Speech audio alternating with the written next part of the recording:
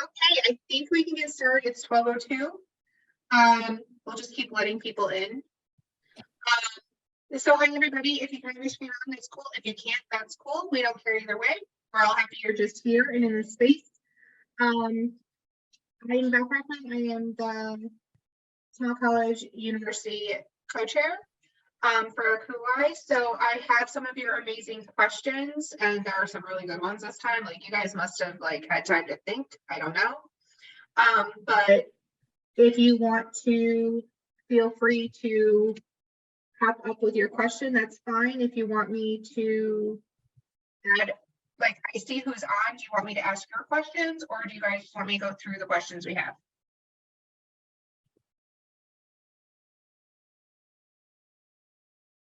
Let's start at the top. We'll go from there.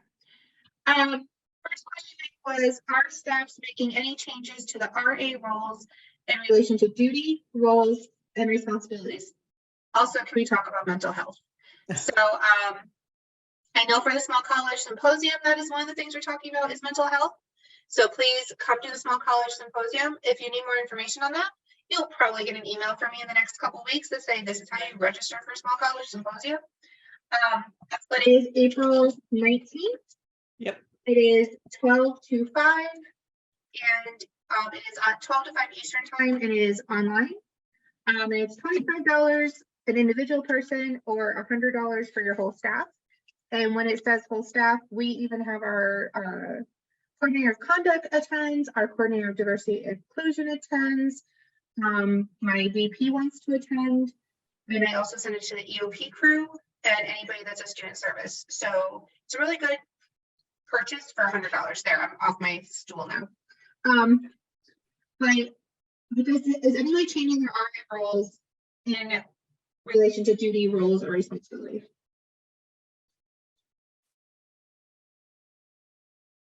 Well, I could plug the other symposium that is going to be talking a little bit about the RA position, the live-in symposium, which is on April 12th. There's specifically going to be a session talking about some of the research that has been happening around the changing and evolving role of the RA position, and really looking into some research that's been done internationally. I think even looking in the UK of how that role has evolved as well. So I know that's going to be one of the sessions at that symposium. But I know it's a big conversation that's happening. It also, I was at the State of the Profession, and there was some conversation in that when we were talking about workforce sustainability is, are there changes? Is there pieces of things that are happening in terms of the RA role where you're taking things out like duty or, duty at night? I think that's something that's starting to maybe pop up a little bit. I don't know in terms of just the small college piece, but I think that's a piece of the conversation that's happening. And this is Sebastian. He joins every meeting that I am a part of. I know the only conversation we're having about it is I work at a state institution, so we constantly get told that the RAs have to do this and have to be certified with this and have to do all this stuff. And so it's like, how do we keep certifying them and requiring them to do stuff? But yet we don't take anything away. So that's where we're looking at what is required, what is not. And we've actually changed programming. And we've helped with structuring programming so that we give them passive programs and educational, and they only work on developing the social, so that way there's more meat to the educational and passive programs, because RAs know how to throw a pizza party, but they don't know always how to add the education aspect of a pizza party. So we're working on helping them with that aspect. But we're not really changing much more. We're just trying to balance out the position. But has anybody else looked at changing their RA position? Okay, go ahead, Jeff. So my supervisor just informed me last night that we've already done a lot of changing in the past year, but she informed me last night that she wanted to take us from the max of 15 RAs that we could have on campus to 30 RAs. And I said that's interesting. So we'd have 2 RAs per floor. And she has this very creative way that we would not only be able to fund that with what we've already been funded, but we would be able to pay more than room and board. We'd be able to pay them a stipend on top of that. Legit just got it yesterday, and a year ago I would have said, no, I don't see that happening, but my supervisor has been really amazing at getting other things pushed through our administration. So I'll keep you all updated and let you know how well that goes, but I'm excited at what could happen. Even if let's say they come back and say, well, we can't do 30, but we could do 20, I could get 2 at least on every first year floor. So hoping that could change some things. And some of the things we've taken away, I've talked about before, but our RAs no longer do RCRs. Our professional staff do it before RAs actually even get here. And then a change that we haven't done on this campus before is when the professional staff are checking rooms, they actually do it the week after closing with our RAs. And so our RAs stay that extra week. For them, they don't view it as an extra week because in the past we made them all work the month of May for our May term. And so they view it as getting a whole month off, actually. So that's been interesting and fun. And we've stepped away from some of the other requirements that they've done. And basically, if it didn't come back to community building and safety, if I couldn't tie it back to those 2 things, the RAs weren't going to do it. And that's been my line that I've held for a lot of things, because we're on a campus where, just an example, when we were the fall of 20, they were having some issues in the library with people not masking properly. And the library staff solution was, oh, we'll just have the RAs walk through and do rounds throughout the day. And I said, oh, the hell we will. And I thought I was going to have to like actually fight people, but people finally saw what I was saying. But so just to say, we're a campus where people think that the RAs can do everything, and it's my job to stop that. So we're working on that. RAs don't do RCRs either. We do RCRs at the beginning. The RDs do it as part of their set up their buildings. And then we moved to a new model where we leave the RCR in the room and the student can turn in if they want. And it has notes on it. And if they turn in, that's fine. If they don't, that's fine. We have made notes. They are aware of what we have noted, and we keep it moving from there. It's a little half sheet and it works really well. And we haven't gotten much kickback even when we do check out, because they are made well aware of what the concerns are in their room. So it's made it easy on both my staffs. Okay, are we good to move on to the next question? Mental health is also in there, but I think that's such a big one and it's on a couple other people's questions. We could just have that at the end kind of thing. Oh, this one. Oh, so much fun. Search strategies for live-in staff in the current climate of higher ed. So how do you search for staff during a dumpster fire is what it really should say. I don't know who wrote this question, but that's how I'm rewording it.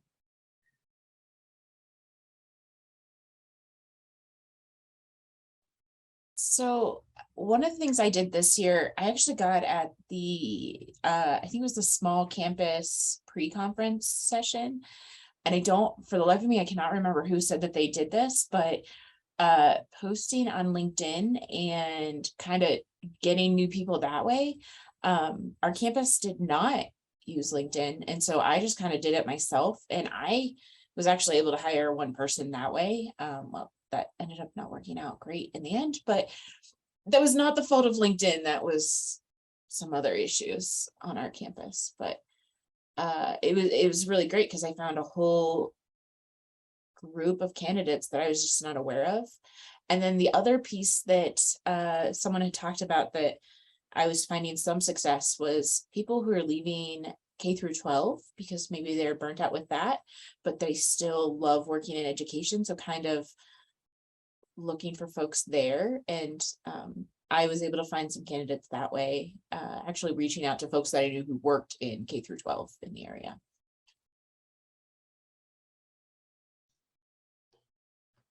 Hi, everybody. Matthew Vetter from Berea College in Kentucky. I'm happy to share some ideas too, but I have this. This is one of my questions too. But my college HR is refusing to post on higher ed jobs, which I just found mind-boggling. But they will do LinkedIn and their other things. They're telling me that nobody that we've hired has ever said that they found out about their job from higher ed jobs. It's like, well, obviously, because everybody wants to look like the candidate that checks our website all the time to get a heads up, like, anyways. We had the same problem, and they Okay. said it was due to finances. And I said, I don't give a rat's tail. You don't let me post anywhere else. I can only post on free sites for housing. You need to post on higher ed for anything that is student affairs higher ed. Because, and I said the same thing, I said, I bet if I ask the candidate where they found the position, they'll tell me it was higher ed, but they don't want to say it in their application because they don't want to look a certain way. I go, so I had to budget into my budget any of my postings so I can post on higher ed. And also some other offices have done the same thing because HR pushed back because it was the cost. So that might be a way to get around it. But I put my foot down. I was PO'd. That was not a good day for me when I'm having failed searches left and right. And I get higher ed emails to me every day. And I was just like, we're not playing this game. Where's my post? Yeah. So we did. Yeah. we are paying for TPE ourselves this year, and CHO is free if you go to the conference. So we did CHO as well, but I had similar pushback from my HR. I showed them numbers, right? Like there's 875 open positions just in residential life on higher ed jobs right now, over 100,000 positions on the website total. So it's it gets the most traffic of our field, and it's where people go.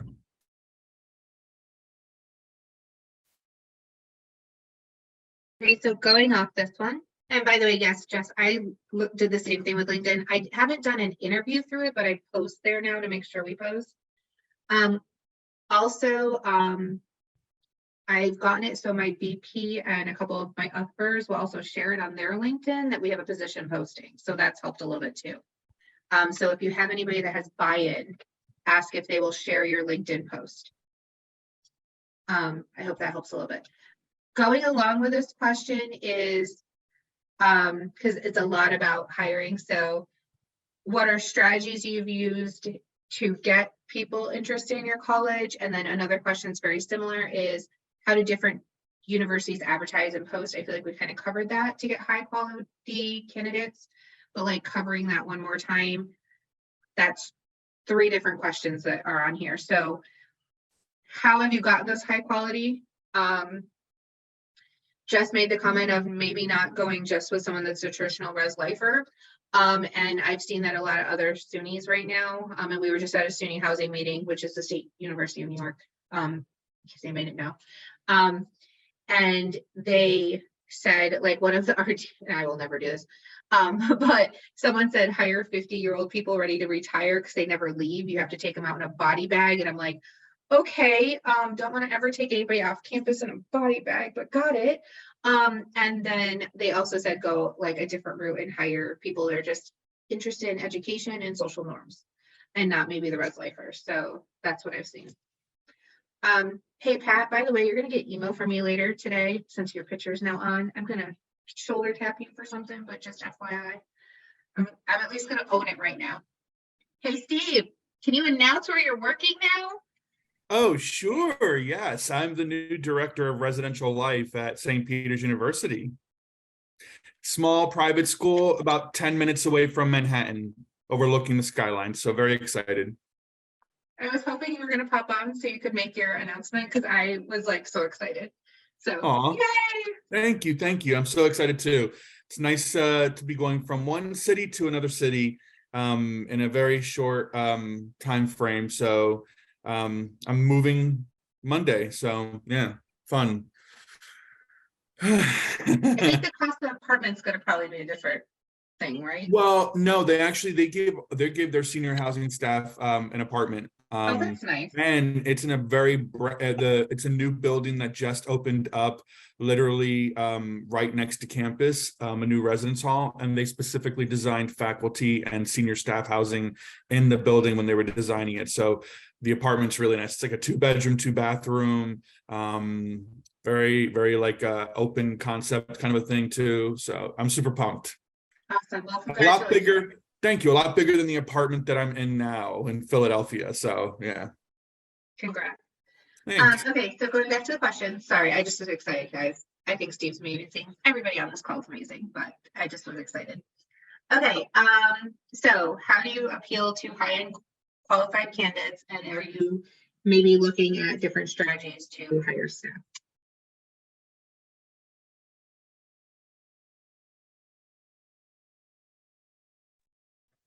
So one thing we started a couple years back, sorry, Patrick Benner, University of Richmond in Virginia, really kind of changing our advertisement scheme up and not using the standard email that has like the long, boring position description that nobody really wants to scroll through. We kind of do like graphics, like really short instant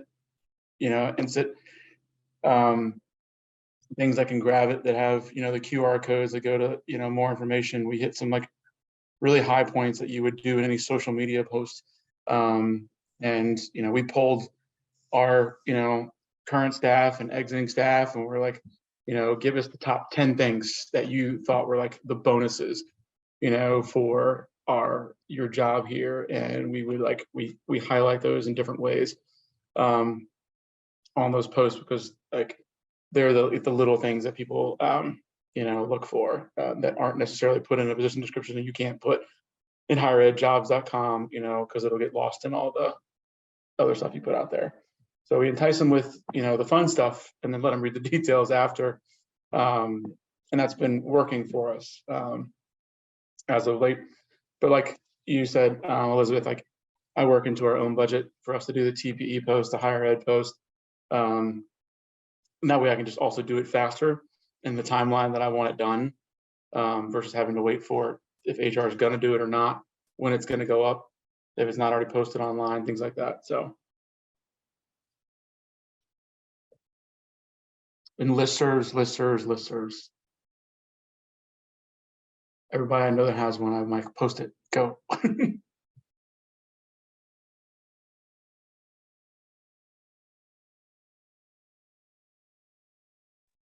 Something I found successful, not at my current institution, but at a previous institution.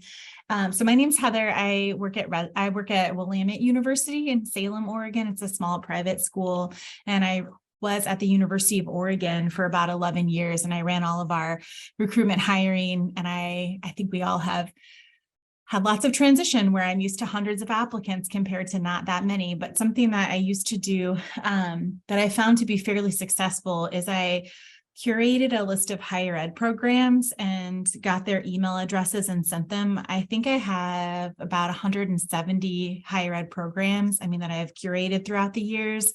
That was wildly successful at my past institution. I think the salary and the issues that I'm having right now for my current live-in position is just really different. And it just cost a little bit. It's just the cost of living is different in different places, but we still do like the meal plan. We pay for parking, which I know a lot of other places don't, but so there's a few perks to the job. But I'm hiring 2 people. So if anyone knows anyone, I'm quite lovely to work with, just to let you know. So yeah, let me know. Heather, do you do a meal plan, or do you do like a chunk of cash, like whatever kind of cash you have on campus? For the meal plan, Mhm. it's I want to go to a stipend type thing, but Yeah. I recently realized that we're not getting charged from our dining venue. We haven't gotten charged for like 5 years, so I'm not going to do that. That makes sense. So they have like the highest meal plan, but they can choose whichever meal plan they want, and it just gets added on their card. I've told my supervisor, they know. So I feel like I've done my due diligence to communicate that, but I would like to go to a stipend model, but it ends up being around like $3,500 of food or whatever flex dollars they get on their account per semester. So it's about $8,000 a year. Oh, wow. Yeah, we were getting charged and my staff asked if we could do more stipend for like our campus cash. So that way they could choose where they wanted to eat. They could also use the venues off campus to eat. And it ended up saving us money because they didn't want the amount that we would use on our meal plan we were getting charged. So we ended up saving like $3 grand. And I'm like, okay, so now that like cost of everything's going up, their stipend is going to go up. So because I just feel like that's the only fair thing to do. Like the grocery videos have been cracking me up. Like in 2020, this is how much groceries you got, and now for the same cost, you get like this much. So I am going to be trying to help them with the cost of inflation so they can still get the same amount of food they were getting before. But I just wondered how that worked.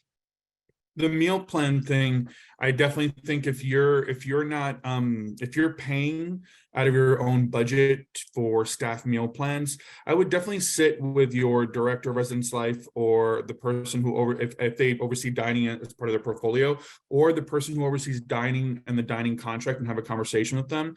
Most institutions that I've seen and been at, they are able to negotiate into their dining contract a specific amount of sort of free meal plans, if you will. I mean, I don't know how free they are, but they will comp them for a certain amount of meal plans. Usually what some institutions will do is that'll be the RA meal plans that they don't end up having to pay for as an RA, as well as like your resident directors and assistant directors. So the last 3 institutions I've been at, we've been able to kind of get meal plans covered or comped.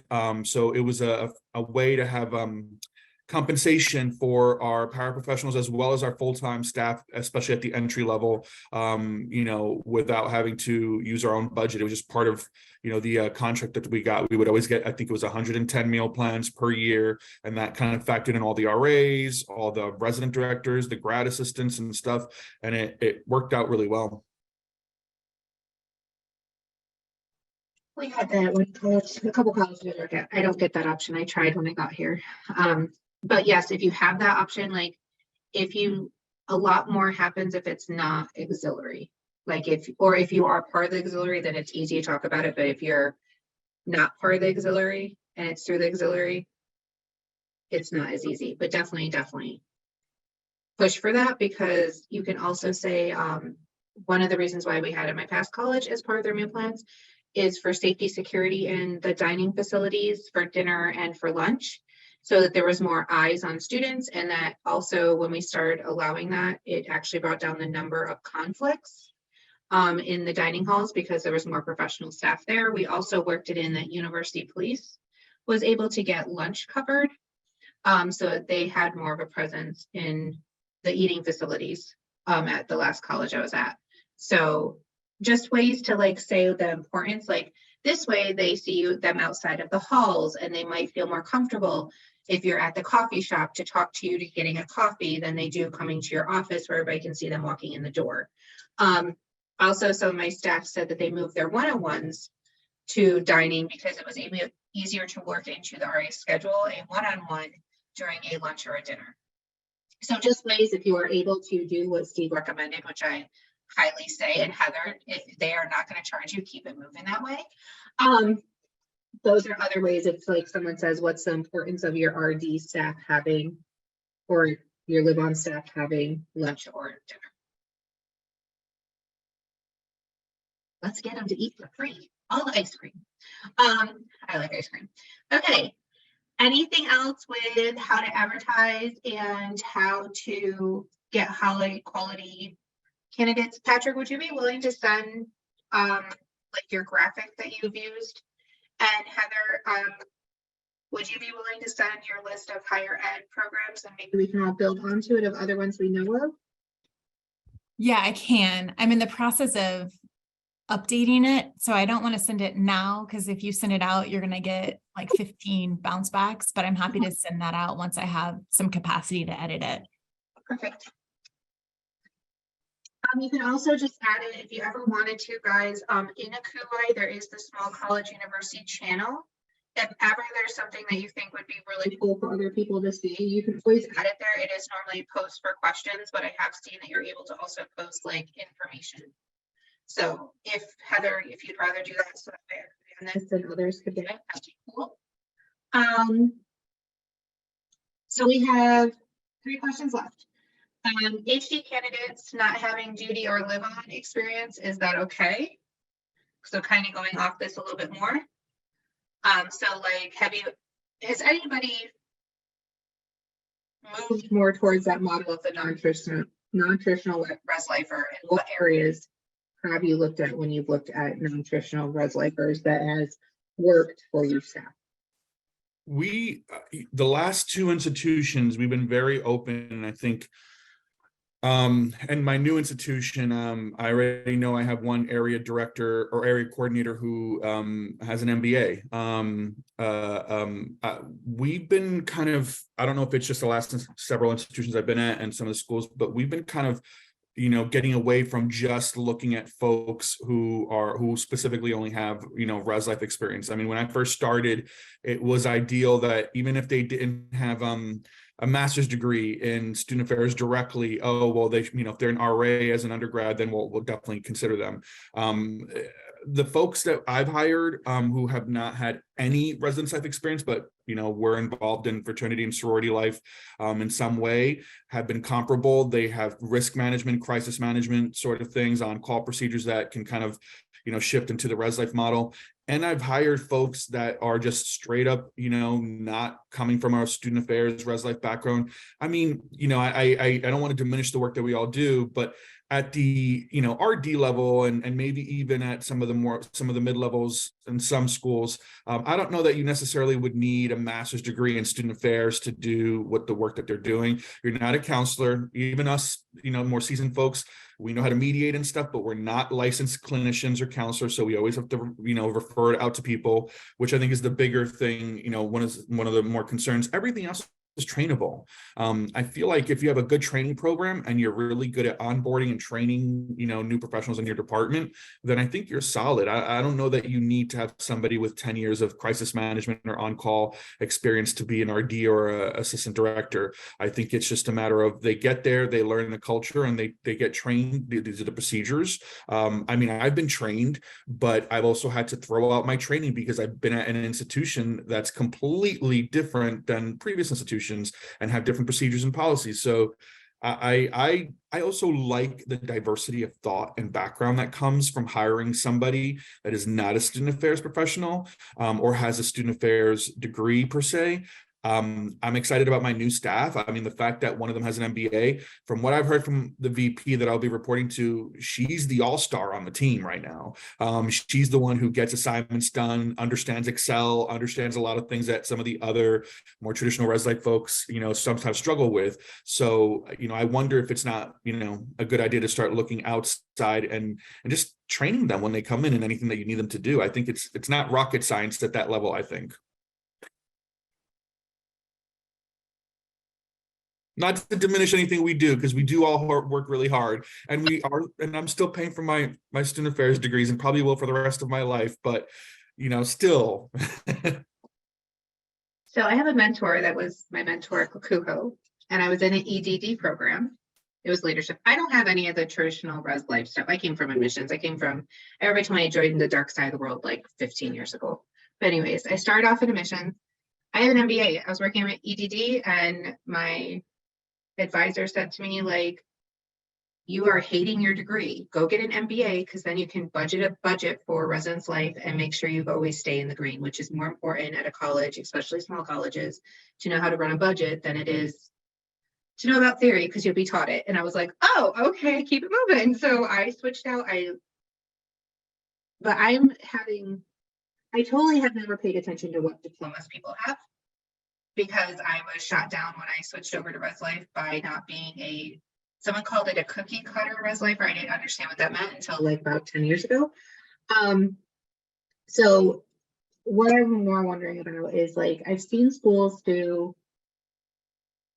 someone that's now doing like a second career, like they're in their 30s and they're switching and they want to do res life, and they don't have children. They just want to like switch to residence life, start something new. They like working with students, and they had like one of the people we were looking at has a counseling degree, and I was like, that's kind of cool. That's a different perspective. Maybe this would work. And then I've noticed, like, we have had more and more students that have been student leaders on campus. that have not been RAs, and they've done very well in the role of RD, and they don't understand the on-call and they don't understand all of that, but it's worked. And I don't know if anybody else has had like similar experiences, or I just feel like our pool is very thin where I am. I don't know if that's a common thing, but like I'm trying to see what other degrees might work really well. But Steve, I'm not putting you down, I promise, because I was giggling on the inside because I was like, I have an MBA. And I'll be paying for it until the day I die too. So we're moving on from that. But has anybody else seen other degrees like that have been prosperous, or that they're like, oh, that person doesn't have anything like life, like no student leader, but they have this degree and it seems like it's a good match? I think for me, it's more about the person than it is the degree. Because I've worked with people who have engineering backgrounds, I've worked with people who have finance backgrounds, and they can be better than people who've had the traditional student affairs degree, right? And yes, transferable skills and that willingness to learn, like that's what we need. And quite frankly, that diversity of experience really brings something to the team. I know my staff member who had a engineering background came up with very different ways to solve problems in the halls than I would. And that diversity of thought really was helpful for me in seeing things in a different light, if you will, because I am not an engineer in any way, shape, or form.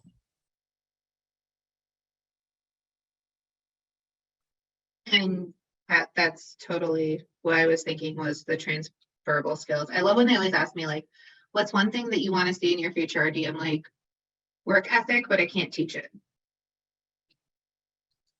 And that throws candidates for a loop. They're like, yes, you can. And I'm like, I cannot teach you to want to get up and come to work in the morning and complete your tasks in a timely manner and maybe complete your tasks early for a review. I cannot train you in that at all.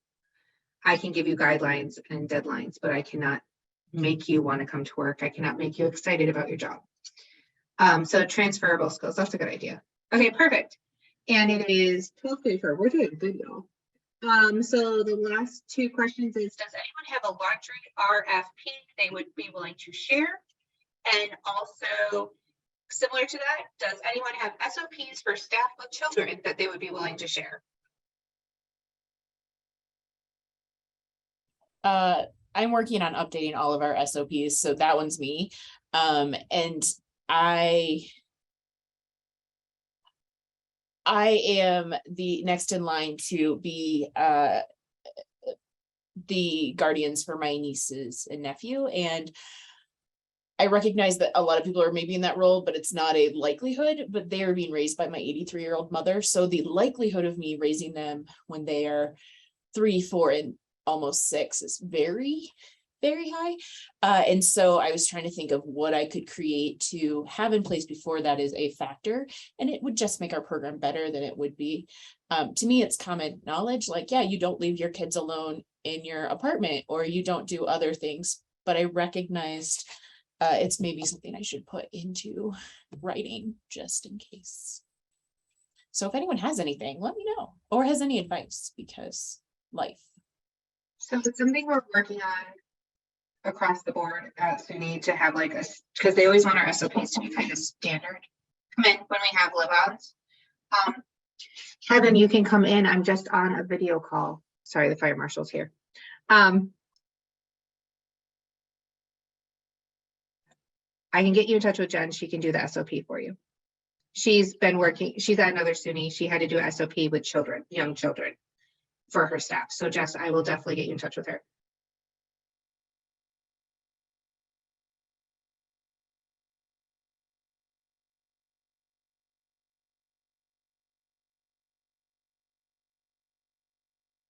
Sorry, the fire marshals are walking into my office right now. But so anybody else have SOPs, and does anybody have an RFP on laundry that they're willing to share?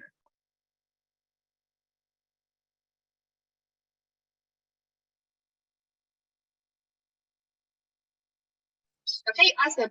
Jess, can I also have my RD that's working on our SOPs reach out to you just to like shoot off ideas?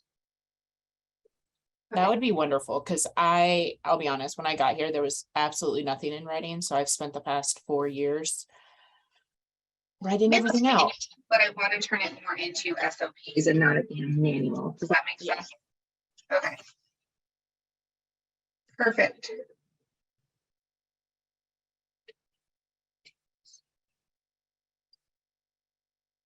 Just writing your email down, Jess. Even though I totally have it because I've been emailing everybody. Anyways, only last thing to talk about is mental health, unless you guys want to just give me recommendations of people you think would be great for the Small College University Symposium. It's coming up on April 19th, so if that is the whole panel is mental health, or if there's anything you guys are concerned about and want to chat about mental health now.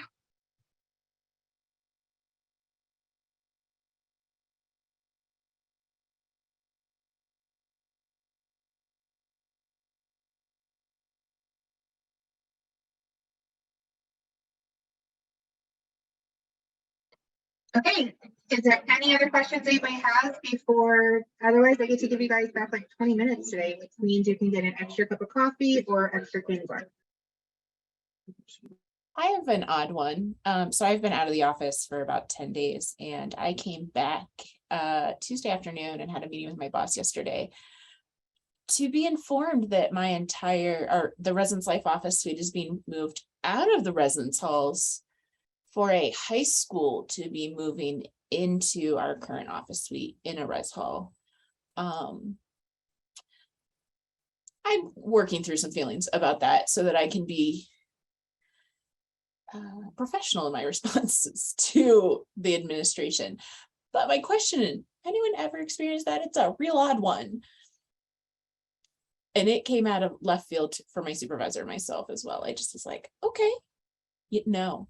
Did No you is the have the answer. high school on campus before? Because like there are some colleges that have like that are more like a private high school that you can go into college. Like I'm thinking of Salem College in Winston-Salem, North Carolina. Yeah. So is it that's happening, or is now the high school just joining you? And also, where are they moving you to? That's the great question. They have determined we will not be in our office and we will be moved, but no one knows where. So that's great. We're working on it. The answer is we're creating a partnership with a local performing arts high school, and they will now be housed in our college. So that is, in theory, I anticipate it'll be a long-term solution. I just am very frustrated that the residence halls was the answer without consulting me. So did you get those RAs up front as a, hey, here's a carrot. Now, welcome back. That is exactly what they did. Just That is exactly what they did. first thing that came to mind, Jess. Yeah, so I'm trying to look at the good and not be so cranky, but we are resilient as a team, we are resilient as individuals, and we will make it work. I was very floored, and I'm trying to be professional in my response while also going, no way in hell is this a good idea. I'm also utilizing it as an opportunity to get second. So right now we have a one tap system. So requiring taps to be not only get into the building, but onto the floors as a safety mechanism. So it'll get me some of the things I want that haven't happened so well in the future or in the past. So yeah, but any advice? I don't recognize that anyone has had that experience. So it is a thing. Well, I didn't get bumped for a high school, but we got bumped for a major donor for an office renovation, and I took up 10 spaces in a building that had 15 offices. So we were told to vacate so that the places could be redone, and we did it in less than a month. I had to pick one of the university homes. That's why that's why you see this brick facade and these wooden beams. I'm in a very old 1914 home now temporarily, but so what you're saying is to use it to your advantage. So I've bought time over 2 years and waited for other dominoes to fall in a temporary space, and now getting exactly what I want for next fall. That is coming at the tune of quite a chunk of change that's not coming out of mine because of the flexibility that we were able to kind of offer during other things to occur. So I would, get as much capital as you can from it and cash in in the best way possible. That's how I'm looking at it. Yeah. I have an actual vacation planned for next week. I was out of the office because I had a death in the family. So I was like, really, y'all like picked your timing real well. But I'm gonna come back from my vacation less cranky and more ready to bide that time and make it work. But thank you all for listening to me vent, because I was like, yes, I'm just glad that we were not in person. We were on the phone when my supervisor shared that, because I'm pretty sure my facial expressions were not appropriate. Jess, good luck with everything. If you need anything, we're all here for you. Just shoot us messages, and also like ask for nice things, like due to the stress, do you need a wine fridge in your office or something? I don't know. You really can't ask for that, but you know what I mean. Is anybody else have any other questions? Otherwise, I will see you all in a month. I get to see you twice next month if you come to the Small College Symposium. Good luck moving, Steve. Everybody stay warm and dry. It's March. It's like the worst weather season next to August. So stay warm and dry. I hope you all have a wonderful March. I'll see you in April. Sorry, guys. Bye.